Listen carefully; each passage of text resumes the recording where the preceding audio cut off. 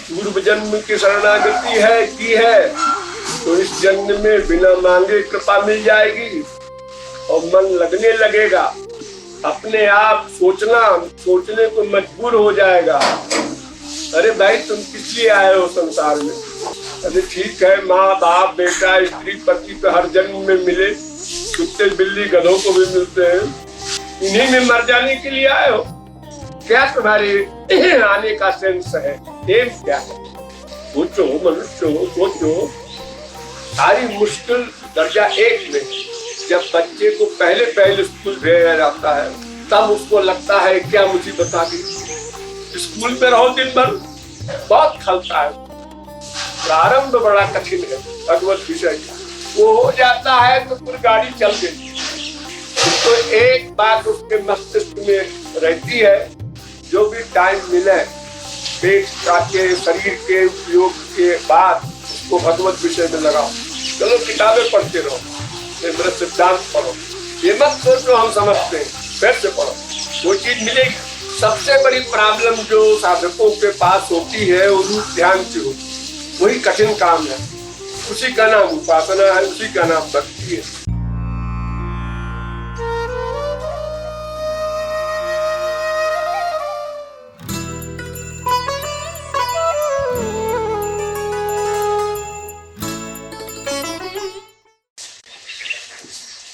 इसीलिए कहते हैं कि पापवंत कर सहज स्वभाव, भजन मोर ते भाव न काऊ।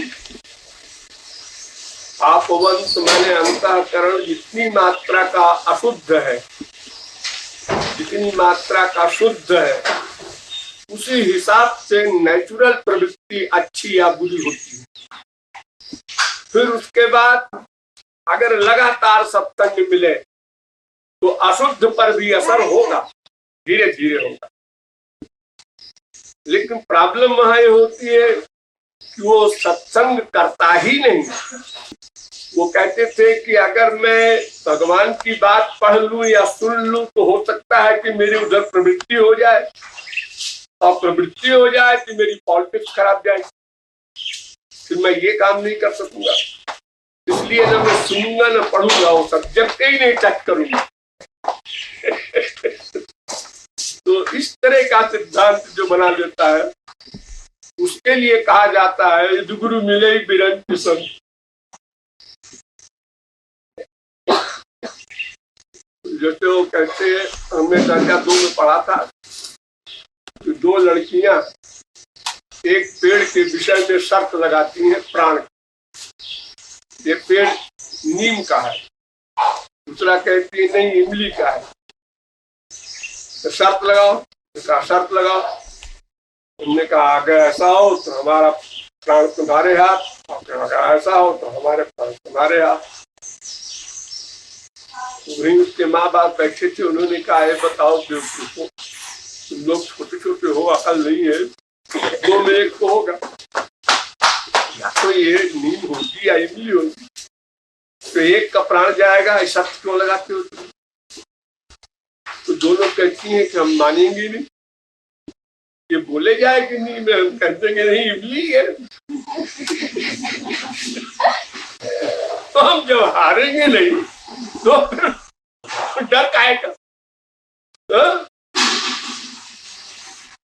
अब क्या होता है संसार में, तो तुम अपने किसी रिश्तेदार को, अपने पड़ोसी को, अपने घर वाले को कोई बात समझाओ, ये मेरा भतीजा है, ये मेरा एक समझा है, तुम सही बात कह रहे हो, फिर भी वो तुम्हारी इंपॉर्टेंस नहीं है, इसलिए तुम्हारी बात की भी इंपॉर्टेंस नहीं है। वही बात एक बाबा जी के भेष में गधा समझा दे, अंगूठा छाप दी, बाबा जी कह रहे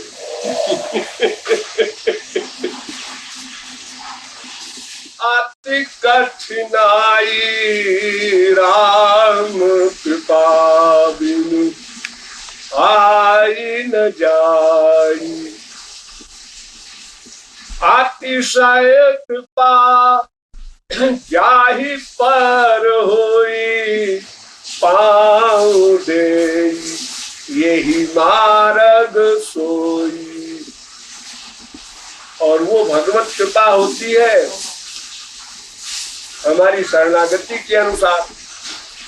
पूर्व जन्म की शरणागति है की है तो इस जन्म में बिना मांगे कृपा मिल जाएगी और मन लगने लगेगा। अपने आप सोचने को मजबूर हो जाएगा। अरे भाई तुम किस लिए आए हो संसार में? अरे ठीक है, माँ बाप बेटा स्त्री पति तो हर जन्म में मिले, कुत्ते बिल्ली गधों को भी मिलते हैं। इन्हीं में मर जाने के लिए आए हो? क्या तुम्हारे आने का सेंस है? एम क्या है? सोचो मनुष्य हो, सोचो। जब ये धक्का लगता है अंदर से, तब वो प्यास लगती है, भूख लगती है, जिज्ञासा होती है, लालसा होती है समझने, जानने, पाने की, तब प्रयत्न करता है। क्या इस जन्म की उसी के हिसाब से रुचि होती।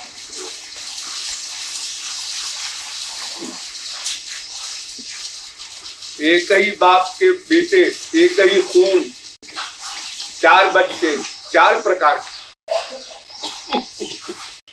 एक नास्तिक है, एक आस्तिक है, एक कुछ है, दूसरा कुछ है, सब अलग अलग। मुंडे मुंडे मतिर भिन्न। अब कहीं ऐसा हिसाब बैठ जाए तो सारा परिवार एक लक्ष्य का हो, ये बहुत ही दुर्लभ चीज है। किसी का पति खिलाफ, किसी की बीवी खिलाफ, किसी का बेटा खिलाफ, किसी की लड़की खिलाफ। सबके संस्कार अपने अपने। परिवार क्या करे?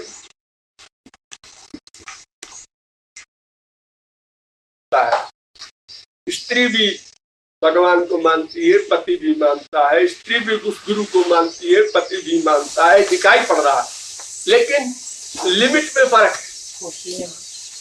एक 50% मानता है, एक 80% मानता है। ये फर्क हो गया। सूर्य की किरण से गर्मी होगी, लेकिन 10,000 फुट की ऊंचाई है, ये 5,000 फुट की ऊंचाई है, ये 2,000 फुट की ऊंचाई है। उसी हिसाब से जितना ऊपर जाओगे उतने उसको गर्मी का असर नहीं होगा। जितनी स्पिरिचुअल पावर, ईश्वर भक्ति वो कर लेगा, उतने उसको आगे सुविधा हो। सारी मुश्किल दर्जा 1 में है। जब बच्चे को पहले स्कूल भेजा जाता है, तब उसको लगता है क्या मुसीबत आ गई। 4 साल तक तो मैं माँ की गोद में खेलता रहा, पिताजी भी और सब घर वाले भी सब बड़े प्यार से हमको दिन भर दुलार करते थे। ये क्या मुसीबत है? तो लोग कह रहे हो आ जाओ स्कूल में रहो दिन भर। बहुत खलता है। दूसरे दिन कम हो जाता, तीसरे दिन और कम हो जाता। जब अपना नाम लिखने लगा तो और कम हो जाता। और फिर तो माँ से ये तक कह देता है, मम्मी अब तो टाइम हो गया स्कूल का, मैं जा रहा हूँ, नाश्ता फिर कर लूंगा।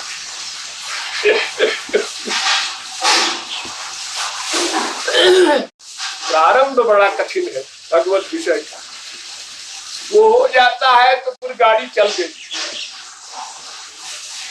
तो एक बात उसके मस्तिष्क में रहती है, जो भी टाइम मिले पेट के शरीर के उपयोग के बाद उसको भगवत विषय में लगाओ। चलो किताबें पढ़ते रहो, मेरा सिद्धांत पढ़ो। ये मत सोचो हम समझते हैं, फिर से पढ़ो, वो चीज मिलेगी। अब क्या है कि प्रेम रस सिद्धांत के अलावा सेवक सेव सिद्धांत मैंने बनाया। सबसे बड़ी प्रॉब्लम जो साधकों के पास होती है वो रूप ध्यान की होती है। वही कठिन काम है, उसी का नाम उपासना है, उसी का नाम भक्ति है। उसके लिए मैंने स्पेशली सेवक सेव सिद्धांत बनाया कि रूप ध्यान करने की सुविधा मिल जाए साधक। किताब भी ले लिया और रख के रखा। 2 साल हो गए, पन्ना पलट के नहीं थे। क्यों? लापरवाही। टाइम नहीं मिलता ऐसा नहीं, अपने सोने में से 1 घंटे कम कर दो, चलो पढ़ लो, रोज नियम बना लो। रही बात कमाई की, वो कमाई जो संसारी है उसका बहुत बड़ा संबंध प्रारब्ध से होता है।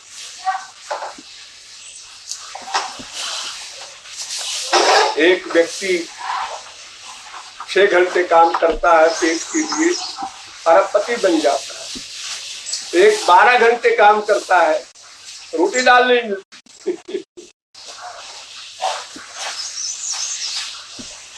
और फिर भी ऐसा नहीं है कि किसी को टाइम न मिले, लेकिन उस टाइम का उपयोग नहीं करता। बैठे हैं, बीवी बैठी है, बच्चे बैठे हैं, सब बैठे हैं, 2 घंटे कोई काम नहीं, लोग काम पे कर रहे हैं। अब वो रीडिंग कमजोर है, ये मैंने टाइम जो 1 घंटे खराब किया और टॉप किया, ये सब किसी का क्या फायदा हुआ?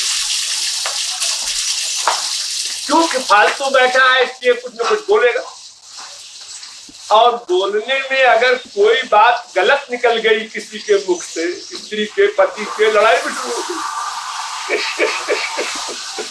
नुकसान ही हुआ, फायदा क्या हुआ तुम्हारा? परमार्थ का नुकसान अलग हुआ और झगड़ा अलग हो गया।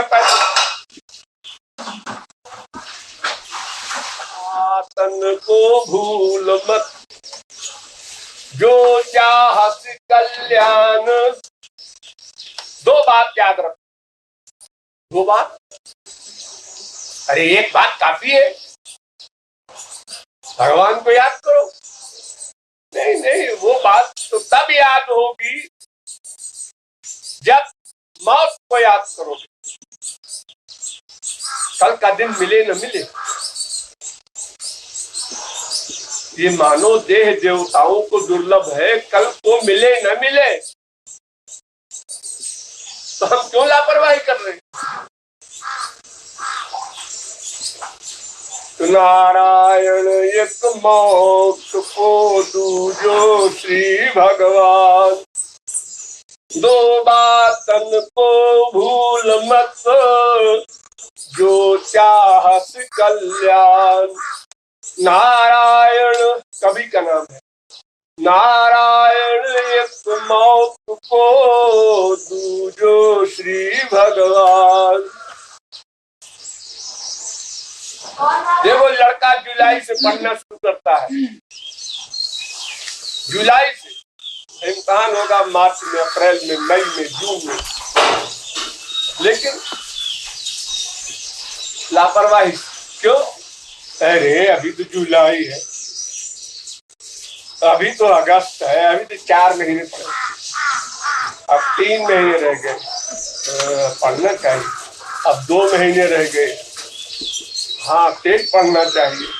अब 1 महीने रह गए, अभी 1 महीने और टेस्ट करो। अरे कल इम्तिहान है, रात भर पढ़ो चाय पी के।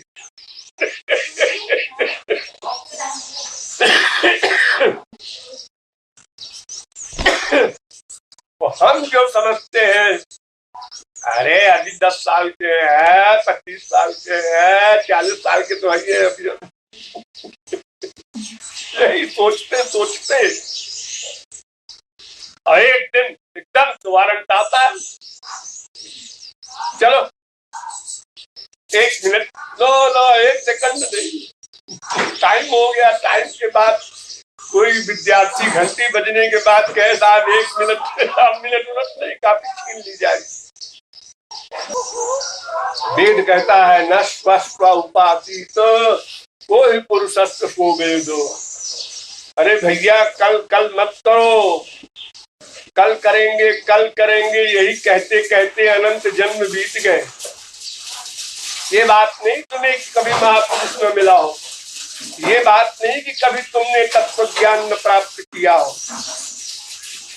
किया है। अरे अनंत भगवान के अवतार हो चुके हैं तुम्हारे सामने, और महापुरुषों का तो ढेर हर जन्म में मिलता ही है, लेकिन तुमने हमेशा इंतजार किया। कर लेंगे, कर लेंगे, जरा एक काम है, जरा एक काम है, जरा एक काम है। ये जरा जरा जो तुम्हारा है ये कभी समाप्त नहीं होगा।